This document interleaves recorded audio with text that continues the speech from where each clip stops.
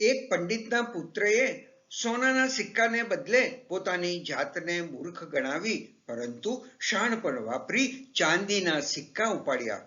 મૂર્ખ હોવું અલગ વાત છે અને પોતાને મૂર્ખ દેખાડવું અલગ વાત છે. એક નાની વાર્તા. ઘણા સમય પહેલા એક રાજાના દરબારમાં એક વિદ્વાન પંડિતનું ખૂબ માન હતું. એક દિવસ આખા દરબારની સામે રાજાએ પંડિતને કહ્યું, પંડિતજી, તમે ખૂબ વિદ્વાન છો, પણ તમારો પુત્ર આટલો મૂર્ખ કેમ છે? પંડિત આ પ્રશ્ન બિલકુલ સમજી શક્યા નહીં. તેમણે રાજાને પૂછ્યું, મહારાજ, તમે આવું કેમ કહી રહ્યા છો?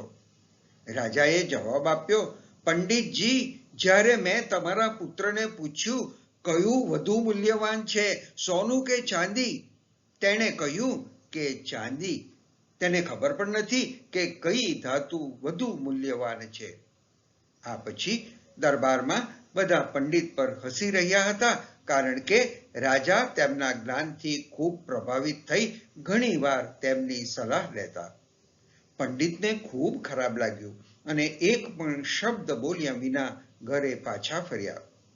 ઘરે આવીને પંડિતે પોતાના પુત્રને પૂછ્યું, કયું વધુ મૂલ્યવાન છે, સોનું કે ચાંદી? પુત્રએ કહ્યું કે સોનું જ હોય ને પિતાજી.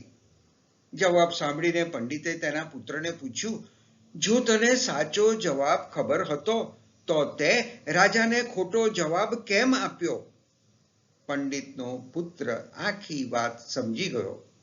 પુત્ર ધીરેથી પિતાને પોતાના ઓરડામાં લઈ ગયો અને પિતાને એક પેટીમાં મૂકેલા ચાંદીના સિક્કા બતાવ્યા.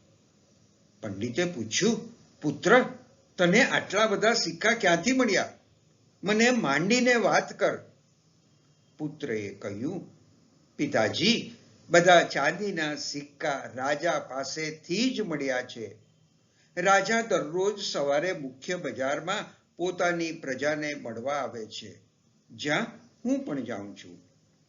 રાજા દરરોજ મારી સામે એક સોનાનો સિક્કો અને એક ચાંદીનો સિક્કો મૂકે છે અને કહે છે, જે વધુ મૂલ્યવાન છે તે પસંદ કરો. હું દરરોજ ચાંદીનો સિક્કો ઉપાડું છું. બધા મારી મજાક ઉડાવે છે, પણ હું ચાંદીનો સિક્કો લઈ ઘરે આવું છું. પંડિતે પુત્રને પૂછ્યું, તને ખબર છે કે સોનું વધુ મૂલ્યવાન છે, તો તું ચાંદીનો સિક્કો કેમ ઉપાડે છે?